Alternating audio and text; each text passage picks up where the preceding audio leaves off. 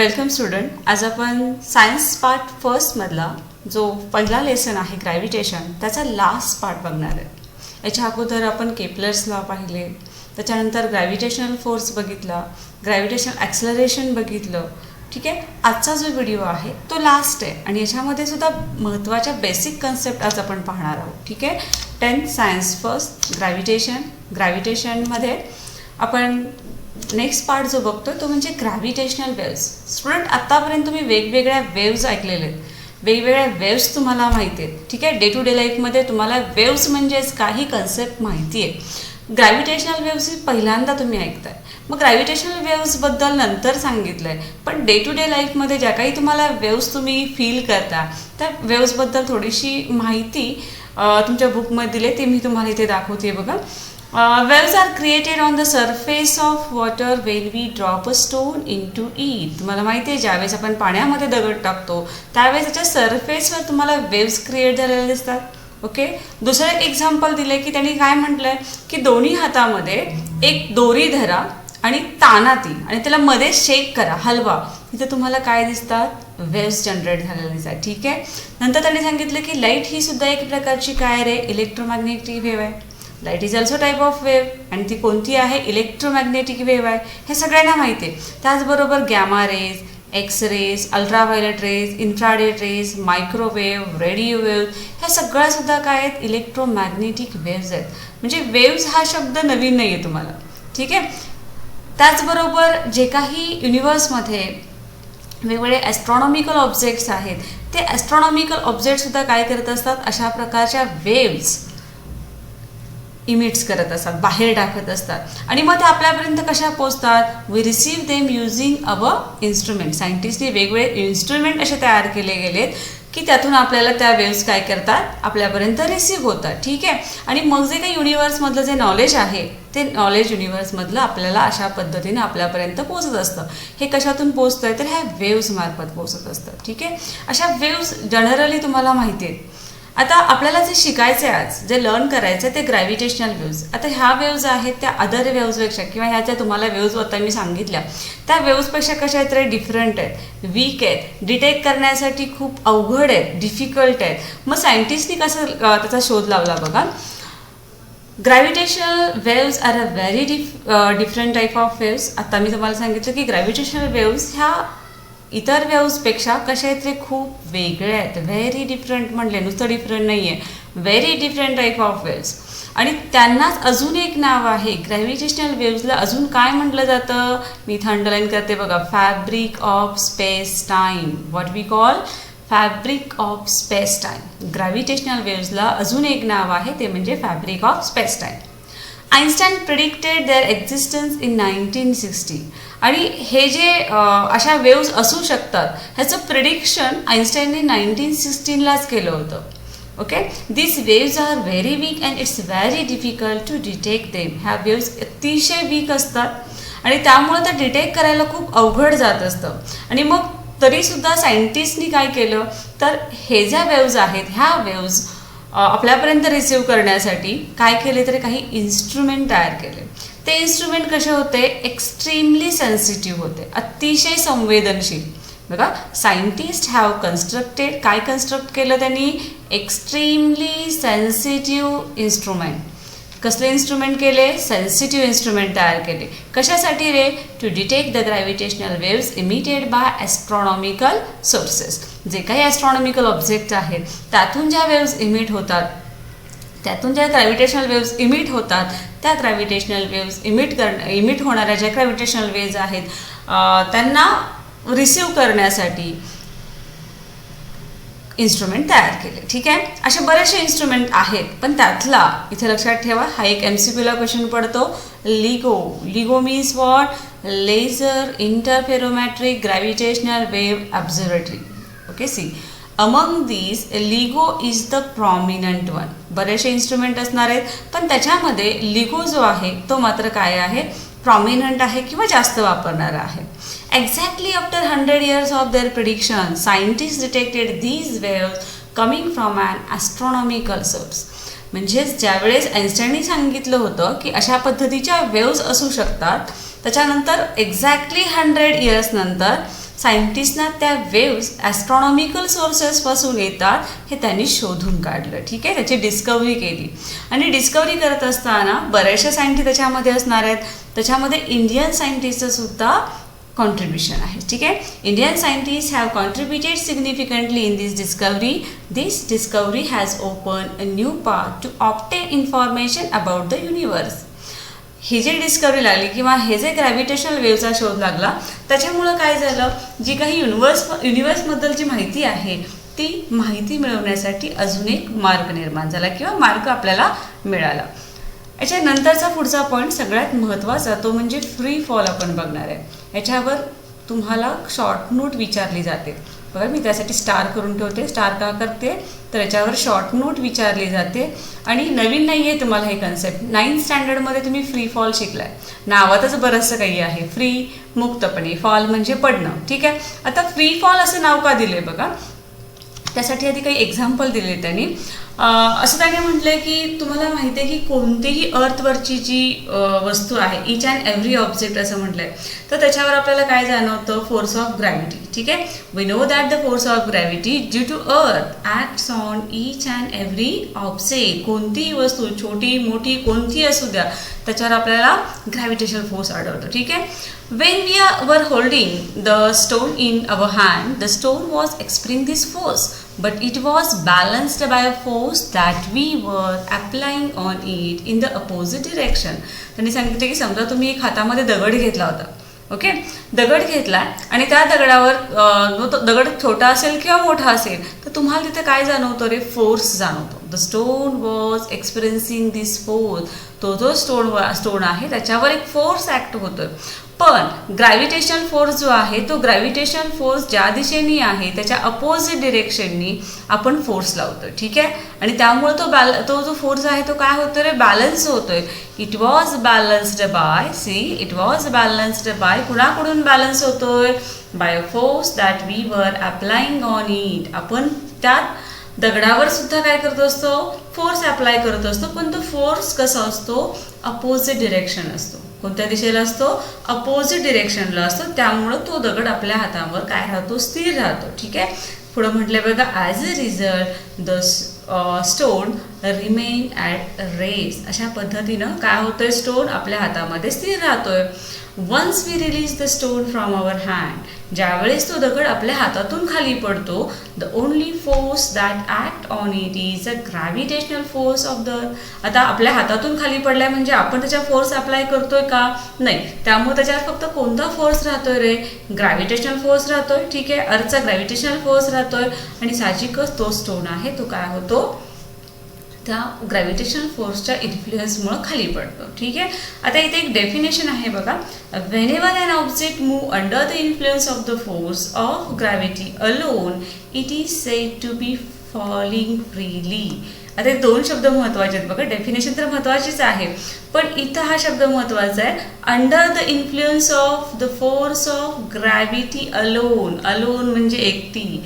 इथं फक्त gravitational force असेल आणि त्या ग्रॅव्हिटेशनल फोर्सच्या इन्फ्लुएन्समुळं तो ऑब्जेक्ट काय होत असेल, मूव्ह होत असेल तरच त्याला काय म्हटलं जातं, फॉलिंग फ्रीली म्हटलं जातं. व्हेनेवर, बघा डेफिनेशन पुन्हा वाचते मी तर, व्हेनेवर अन ऑब्जेक्ट, जेव्हा जेव्हा एखादी वस्तू किंवा जेव्हा एखादी वस्तू खाली जाते की त्याची मुवमेंट होती. कशी मुवमेंट होती, कुणाच्या under the influence of the force of gravity alone. Alone हा शब्द महत्त्वाचा आहे.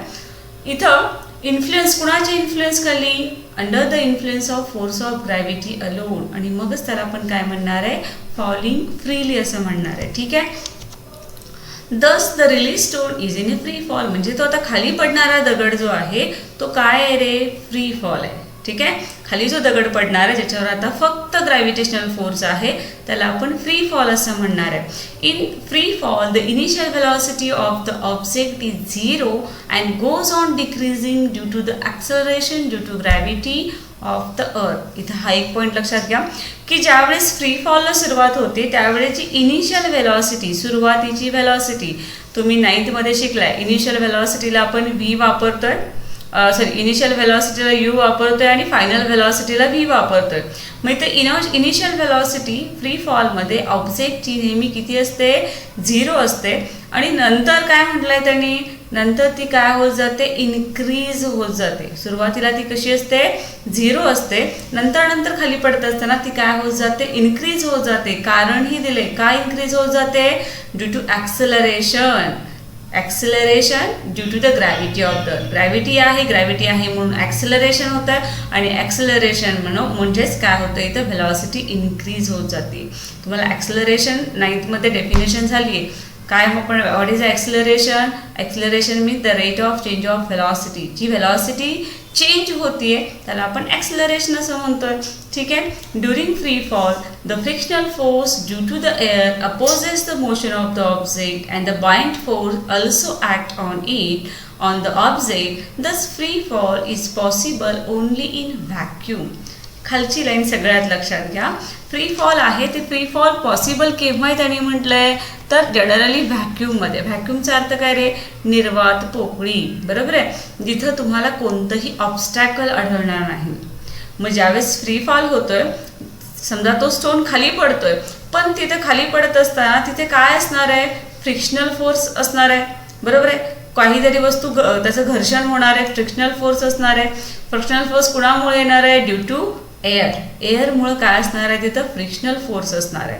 आणि तो काय करणार आहे, अपोज करणार आहे. कशाला, oppose the motion of the object. जो दगड खाली पडतोय त्याच्या मोशनला ती एअर किंवा तो जो फ्रिक्शनल फोर्स आहे काय करणार आहे, अपोज करणार आहे, विरोध करणार आहे. ठीक आहे.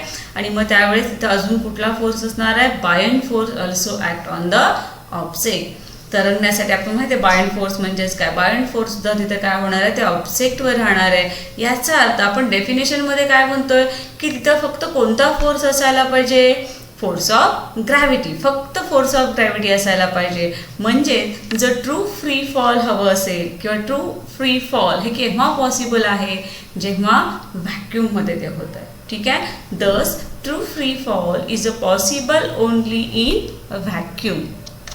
नेक्स्ट स्लाइड बघा. For a freely falling object, जेव्हा एखादी वस्तू फ्रीली फॉलिंग आहे, the velocity on reaching the earth and the time taken for it can be calculated by using equation of motion.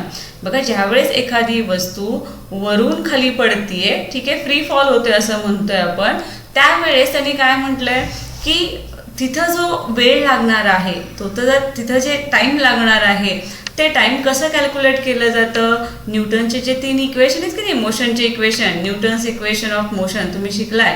Newton's equation 9th झाले तुम्हाला. मोशनचे equation 3 ते इथं वापरले जातात. For free fall the initial velocity u is equal to 0. आताच मी तुम्हाला सांगितलं की इनिशियल व्हेलॉसिटी कशी असते, 0 असते, म्हणजे यू इज इक्वल टू 0. आणि ॲक्सेलरेशन जे आहे ते ॲक्सेलरेशनला आपण ए वापरत होतो. न्यूटनचे जे लॉ ऑफ मोशन होते किंवा मोशनचे जे इक्वेशन होते त्याच्यामध्ये ॲक्सेलरेशन आपण ए वापरलं होतं. तिथं एच्या ऐवजी आता आपण काय वापरायचं आहे, जी वापरायचं आहे, ग्रॅव्हिटेशनल ॲक्सेलरेशन. ठीक आहे. And acceleration a is equal to g. त्यामुळं इक्वेशनचे 3 काय होणार आहेत बघा. व्ही इज इक्वल टू एटीच्या ऐवजी काय असणार आहे, जी टी असणार आहे. एस डिस्प्लेसमेंट काय, 1/2 एटी स्क्वेअर होतं, त्याच्याऐवजी काय येणार आहे, 1/2 g t square. V square तिसरं काय होतं equation, v square is equal to u square plus twice a s होतं. इथं व्ही स्क्वेअर यू स्क्वेअर म्हणत नाही आपण, कारण यू ऑलरेडी 0 आहे, 0चा स्क्वेअर 0च येणार आहे. त्यामुळं फायनल इक्वेशन थर्ड आपल्याला काय मिळतंय, v square is equal to 2GS. ठीक आहे. हे 3 जे आहेत इक्वेशन त्याला आपण इक्वेशन ऑफ मोशन, जे कुणी सांगितलेले आहेत, न्यूटनने सांगितलेले आहेत. ठीक आहे. हे 3ही इक्वेशन लक्षात ठेवा. For calculating the motion of an object thrown upward acceleration is negative. आता बघा, आता ही वस्तू कुठं वगैरे खाली पडत होती, पण ज्यावेळेस एखादी वस्तू आपण वर फेकतोय, ठीक आहे, त्यावेळेस ॲक्सेलरेशन कसं असतं, निगेटिव्ह असतं. That is in the direction opposite to the velocity and is taken to be negative g. ज्यावेळेस एखादी वस्तू आपण अपवर्ड थ्रो करतोय त्यावेळेस ॲक्सेलरेशन निगेटिव्ह आहे, म्हणजेच डिरेक्शन जे आहे ते डिरेक्शन अपोजिट आहे कुणाला, त्याच्या व्हेलॉसिटीला. ठीक आहे. त्यामुळे आपण जी घेताना काय घ्यायचं, मायनस जी घ्यायचं. The magnitude of g is the same.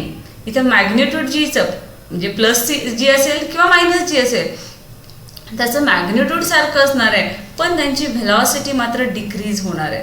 But the velocity of the object decreases because of negative acceleration. कोणतं ॲक्सलरेशन आहे, निगेटिव्ह ॲक्सलरेशन आहे. त्यामुळं व्हेलॉसिटी जी आहे ऑब्जेक्टची ती काय होते, इथं डिक्रीज होते. ठीक आहे.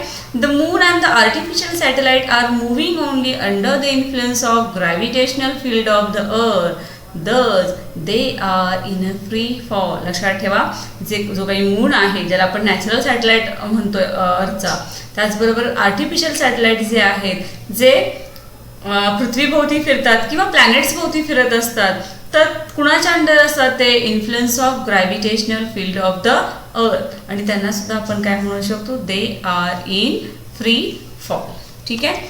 याच्यानंतर नेक्स्ट पॉईंट तुम्हाला डू यू नो दिलेलं आहे. याच्यामध्ये तुम्हाला जीची व्हॅल्यू सांगितली आहे बघा. The value of g is the same for all object at a given place on the earth. Thus, any two objects, irrespective of their masses or any other properties, when we drop from the same height and falling freely, will reach the earth at the same time. Okay. त्यांनी सांगितले की जीची value आहे ती सगळ्यांसाठी सारखीच आहे. म्हणजे कोणतेही ऑब्जेक्ट घ्या तुम्ही, ऑब्जेक्ट कोणताही घ्या, सरफेसवरची व्हॅल्यूची जीची व्हॅल्यू आहे ती कशी आहे, सारखी आहे. ठीक आहे. At a given place on the अर्थ. मग इथं कोणतेही ऑब्जेक्ट, दोन वस्तू ऑब्जेक्ट घेतले की त्यांचं मास कसं आहे, वेगवेगळं आहे, त्यांच्या प्रॉपर्टीज वेगवेगळ्या आहेत. आणि जर तुम्ही त्या दोन वस्तू, ज्या वेगवेगळ्या वस्तू आहेत त्या एकाच हाईटवरून जर तुम्ही खाली सोडल्या तर तुम्हाला त्या फ्रीली फॉलिंग होताना दिसतात. ठीक आहे. आणि अर्थवर, जमिनीवर पोहोचण्यासाठी सुद्धा त्यांना तेवढाच वेळ लागतो. Galileo is said to have performed an experiment around 1590 in the Italian city of Pisa. He dropped two spears of different masses from the Leaning Tower of Pisa to demonstrate that both the spear reached the ground at the same time.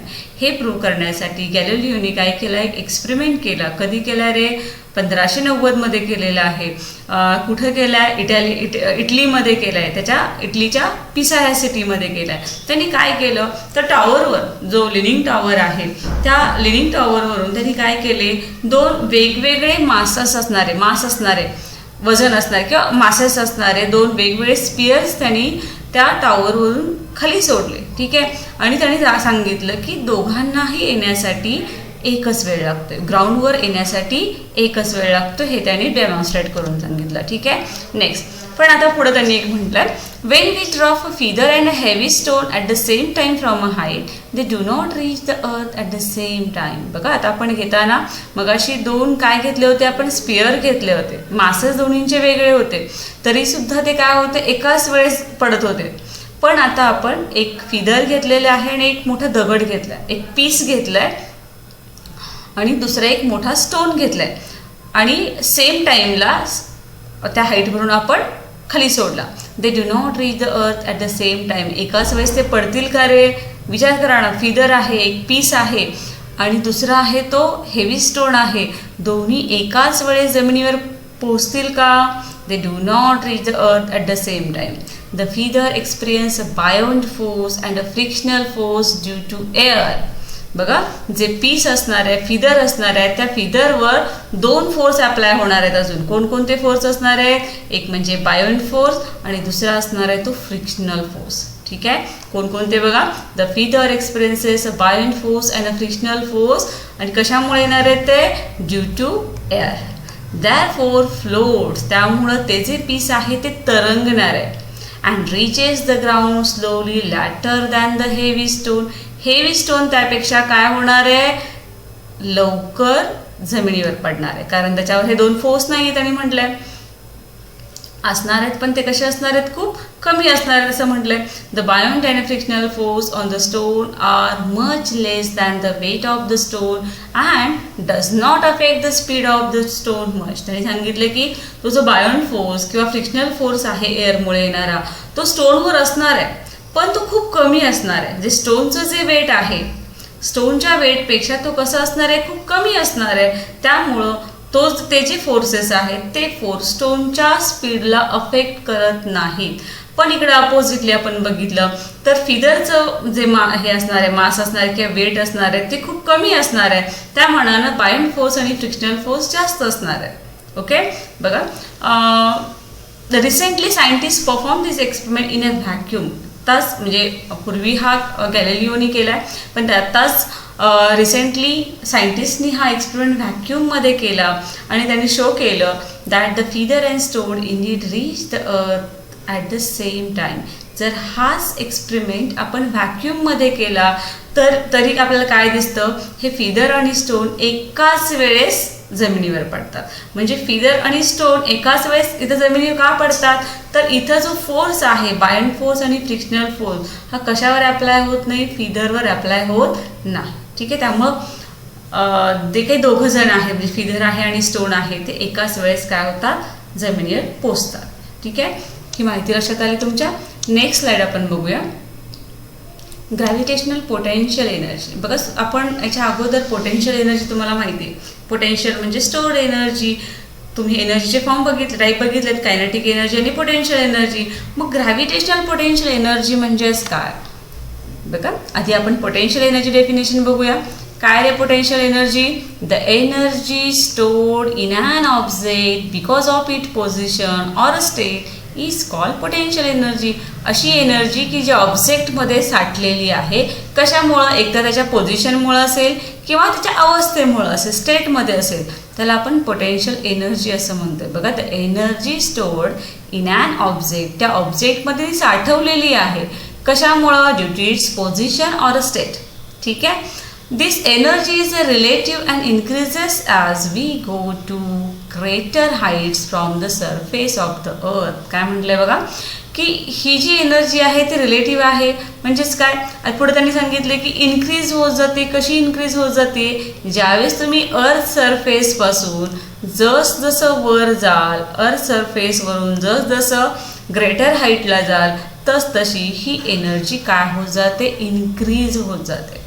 We had assumed that potential energy of an object of a mass m and a height h from the ground is mgh and on the ground it is 0. तरी म्हटलंय की आपण एखाद्या ऑब्जेक्टचं मास m आहे असं मानलं. ठीक आहे, इथं ऑब्जेक्ट आहे, इथं ऑब्जेक्ट आहे, ऑब्जेक्टचं मास किती आहे रे, m आहे, आणि तो किती हाईटपर्यंत आहे, h या हाईटपर्यंत आहे. ठीक आहे, इथं आहे आणि त्याचं मास आहे ते m आहे आणि हाईट h आहे. त्यावेळी जी पोटेन्शियल एनर्जी असते ती एनर्जी कोणती असते, mgh एवढी असते. आणि जर ती वस्तू कुठं असेल, ग्राउंडला असेल, ती वस्तू कुठं असेल, ग्राउंडला जर असेल तर मात्र ती काय असते, 0 असते. पोटेन्शियल एनर्जी कशी असते, 0 असते. ठीक आहे, when h is small compared to the radius of the earth, we can assume z to be constant and can use the above formula mgh. But large value of h, the value of g decreases with increase in h. त्यांनी सांगितलं ठीक आहे, h ची value जर कमी असेल, कुणापेक्षा कमी असेल, बघा काय म्हटलंय त्यांनी, जर आपण त्याचं कंपॅरिझन कुणाबरोबर केलं तर h ची जी काही व्हॅल्यू आहे ती h ची व्हॅल्यू कमी असेल. कुणाशी कंपॅरिझन करता, जर आपण अर्थच्या रॅडियसची कंपॅरिझन केली म्हणजे अर्थच्या रॅडियसपेक्षा ती कमी असेल त्यावेळेस जी आपण काय अज्युम करू शकतो, कॉन्स्टंट आहे असं आपण अज्युम करू शकतो. आणि त्यासाठी आपण तो फॉर्म्युला जो आहे mgh तो वापरू शकतो. किंवा जर h हा रॅडियस आरपेक्षा म्हणजे जे अर्थची रॅडियस आहे त्याच्यापेक्षा कमी असेल तर. पण जर हाईट मात्र रॅडियसपेक्षा जास्त असेल तर मात्र काय, बघा त्यांनी सांगितलंय की ही जी ची व्हॅल्यू काय होत जाते, डिक्रीज होत जाते. जसजशी h म्हणजे हाईट इन्क्रीज होत जाते, जसजशी रॅडियसपेक्षा हाईट काय होत जाणार आहे, पुढे इन्क्रीज होत जाणार आहे, तशी जी ची व्हॅल्यू सुद्धा काय होत जाते, डिक्रीज होत जाते.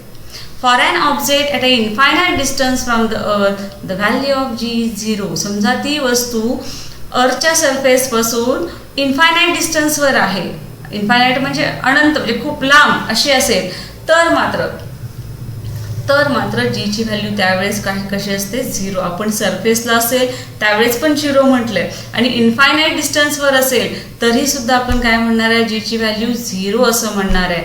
The earth gravitational force does not act on the object. कोणताही ग्रॅव्हिटेशनल म्हणजे अर्थचा जो ग्रॅव्हिटेशनल फोर्स आहे तो त्या ऑब्जेक्टवर राहत नाही, ॲक्ट होत नाही. So it is more appropriate to assume the value of potential energy to be 0 there.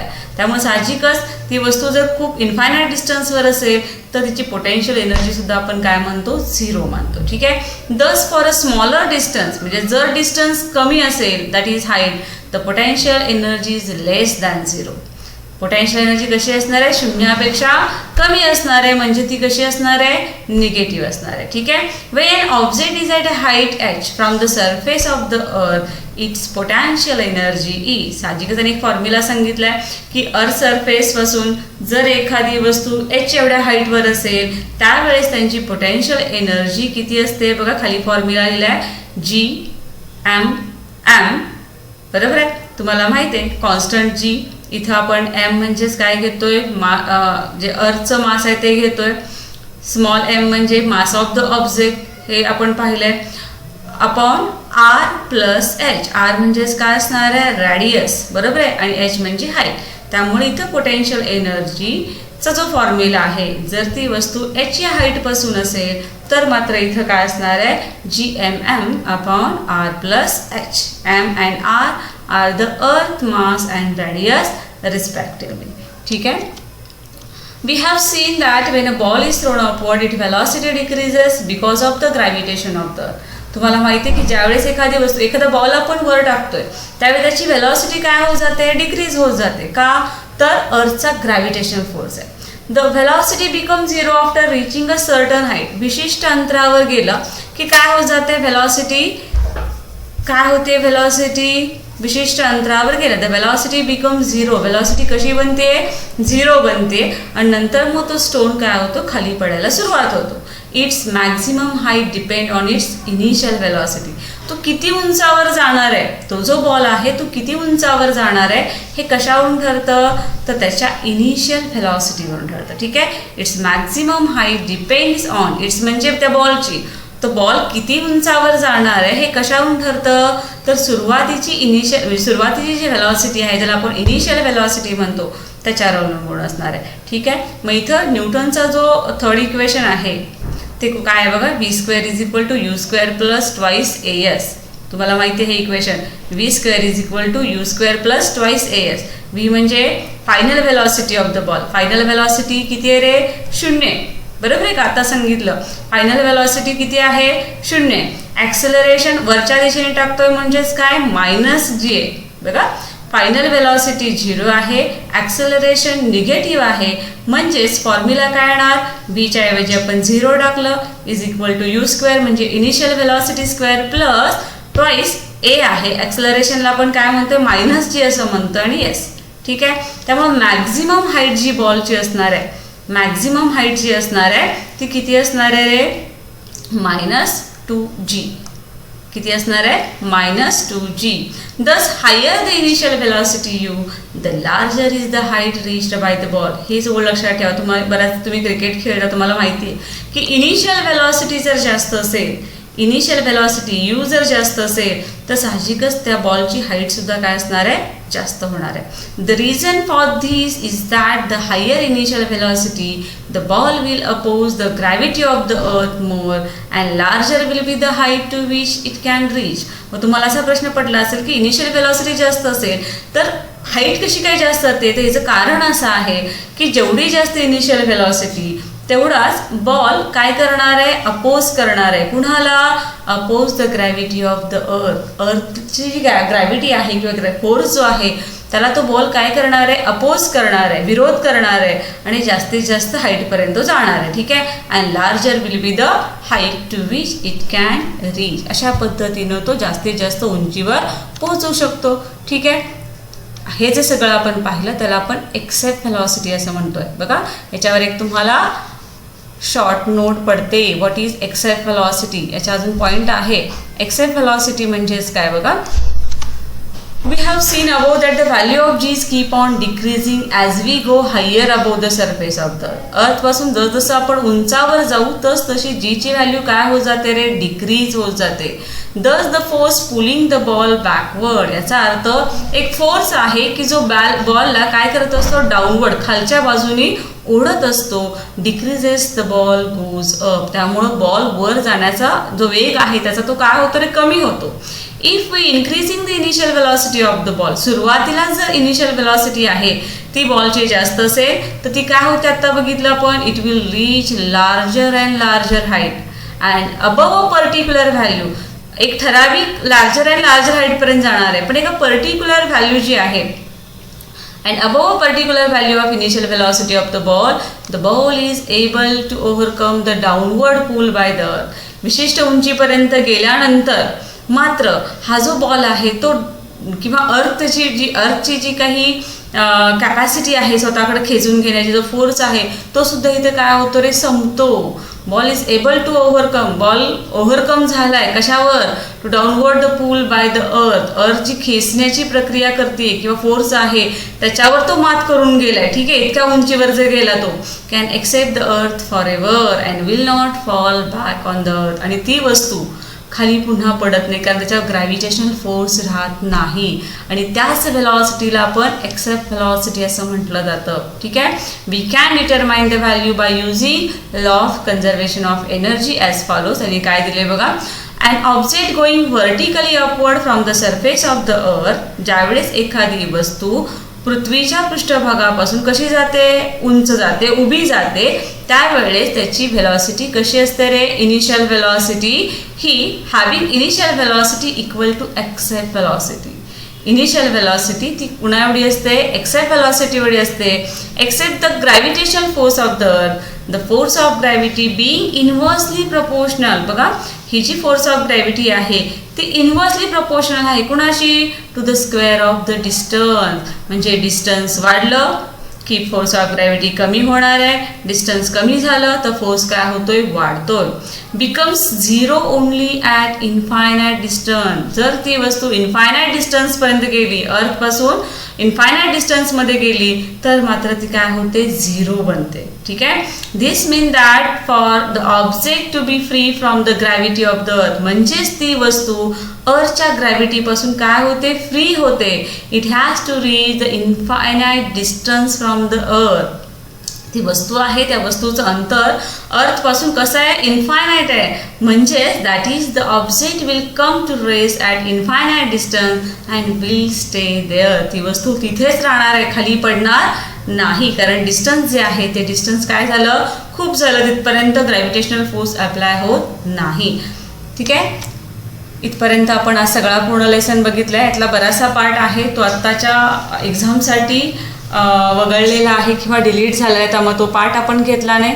तुमच्या माहितीसाठी तुम्ही तो पार्टसुद्धा बघू शकता. ठीक आहे, थँक्यू एव्हरीवन.